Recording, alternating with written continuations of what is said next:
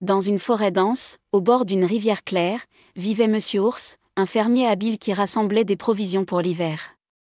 Il avait rempli son garde-manger de miel, de baille et de noix, mais il avait un gros problème. Les souris malicieuses se faufilaient dans les fissures du garde-manger et dévoraient ses réserves sans pitié. Un jour, alors qu'il grommelait d'agacement, apparut Monsieur Chat, un vagabond rusé et élégant à la fourrure brillante et aux moustaches soignées.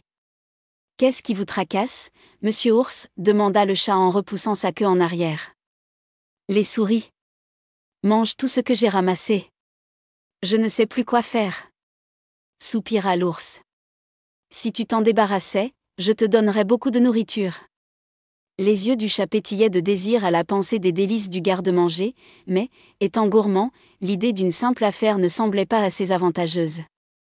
Ainsi, au lieu de tenir sa part du marché, il a secrètement rencontré les souris.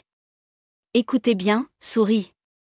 Je te laisserai tranquille, et je t'aiderai même à voler plus facilement, mais je veux ma part, les meilleurs morceaux de fromage, les fruits les plus sucrés et du miel frais. » Les souris, excitées, ont immédiatement accepté.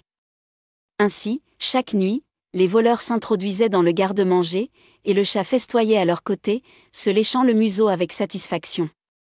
Mais les dégâts étaient devenus si importants que Monsieur Ur, exaspéré, décida de prendre des mesures drastiques. Un matin, il amena dans la forêt un énorme chien à la fourrure noire et aux dents acérées.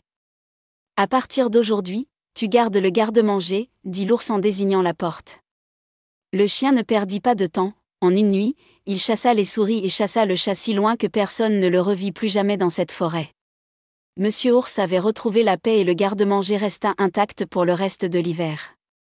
Les animaux de la forêt ont appris une précieuse leçon: la cupidité et la tromperie ne restent jamais impunies, surtout lorsqu'il y a quelqu'un de plus fort et de plus vigilant.